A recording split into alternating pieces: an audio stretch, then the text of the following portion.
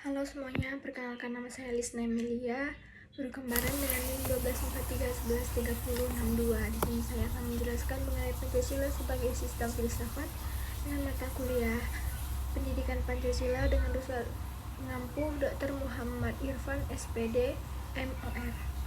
Nah, kita masuk ke yang pertama, di mana filsafat pada dasarnya dapat dipahami sebagai upaya manusia untuk mencari dan mencintai kebijakannya. Nah, secara etimologis, istilah filsafat berasal dari kata filosofia yang berarti cinta terhadap kebijakan, sehingga seorang filsuf dipandang sebagai pencari pengetahuan, bukan sekedar orang yang telah memilikinya.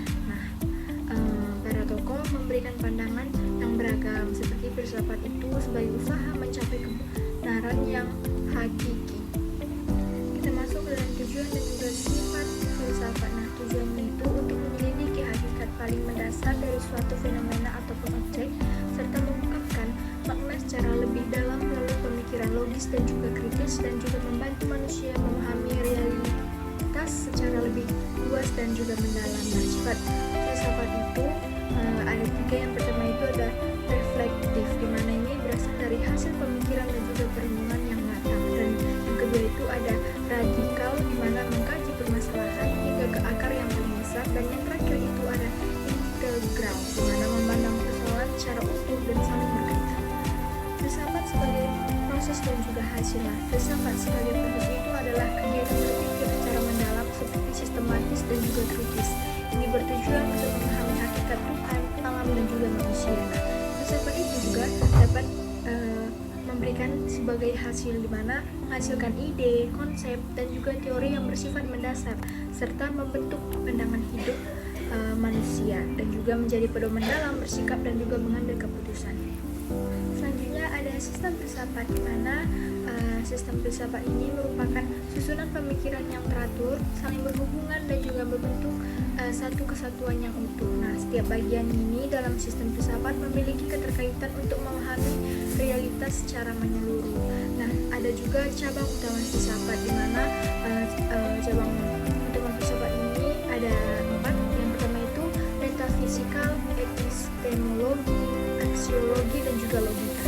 Pentingnya Pancasila sebagai sistem filsafat. Nah, Pancasila perlu dipahami secara mendalam sebagai suatu sistem filsafat agar dapat diterapkan secara tepat dalam kehidupan berbangsa dan juga bernegara, di mana ini memberikan dasar pemikiran yang rasional dan juga dapat dipertanggungjawabkan. Nah, kesatuan sila-sila Pancasila sebagai suatu sistem, di mana sistem adalah suatu kesatuan yang terdiri dari berbagai unsur yang saling berkaitan dan juga bekerja sama secara teratur, dan juga setiap unsur dalam sistem tidak berdiri sendiri tetapi saling mendukung untuk mencapai tujuan tertentu. Nah, ada ciri-ciri sistemnya seperti terdiri dari bagian-bagian yang saling terhubung satu sama lain, dan juga berada dalam suatu lingkungan yang saling mempengaruhi dan bersifat. Nah, Pancasila sebagai sistem filsafat, di mana Pancasila sebagai sistem filsafat ini memiliki ciri-ciri.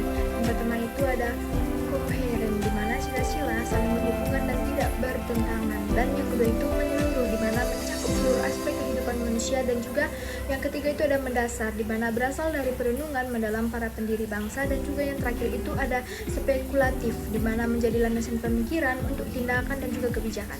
Kita masuk ke dalam kesatuan sila-sila sebagai sistem filsafat, di mana ini terdiri dari genitivus, objektif, dan juga subjektif, di mana ini dijadikan sebagai objek kajian dengan teori filsafat berat, dan juga ada Pancasila itu sebagai genitivus subjektif, di mana Pancasila ini menjadi alat untuk mengkritisi aliran filsafat lainnya.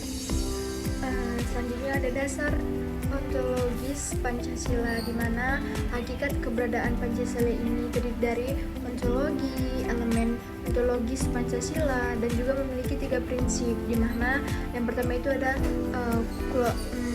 kualitas dan juga kuantitas serta kausalitas. Nah, ada juga dasar epistemologi Pancasila, yang dimana itu ada kebenaran dalam Pancasila tidak hanya bersumber dari rasio manusia secara mandiri, tetapi juga pengetahuan ini digali dan dirumuskan dari tradisi budayanya. Terus selanjutnya ada dasar aksiologis Pancasila, di mana ini terdiri dari nilai dasar, nilai instrumental, dan juga nilai praktis. Selanjutnya ada hakikat sila-sila Pancasila, di mana yang pertama itu hakikat abstrak, di mana nilai universal yang tetap, dan juga hakikat pribadi, di mana nilai yang melekat pada setiap sila, dan juga hakikat konkret, di mana fungsi Pancasila sebagai dasar filsafat negara. Selanjutnya itu ada perkembangan historis Pancasila sebagai sistem filsafat, di mana era Soekarno diterapkan sebagai Philosophisches Grundgesetz, di mana yaitu fondasi filosofis utama dan dasar dan juga fundamental bagi berdirinya negara Indonesia. Dari semua yang saya jelaskan, kita bisa menarik kesimpulan bahwasanya Pancasila itu sebagai sistem filsafat pada dasarnya yang merupakan rangkaian nilai yang utuh dan saling berkaitan, di mana yang lahir dari pemikiran mendalam para pendiri bangsa tentang hakikat manusia dan juga masyarakat serta negara melalui landasan ontologis, epistemologis, dan aksiologis. Pancasila menjadi dasar yang kuat dalam memahami keberadaan manusia dan cara memperoleh kebenaran serta nilai-nilai yang membimbing kehidupan berbangsa. Meskipun mengalami dinamika dalam sejarahnya, Pancasila tetap relevan sebagai dasar negara dan pandangan hidup bangsa.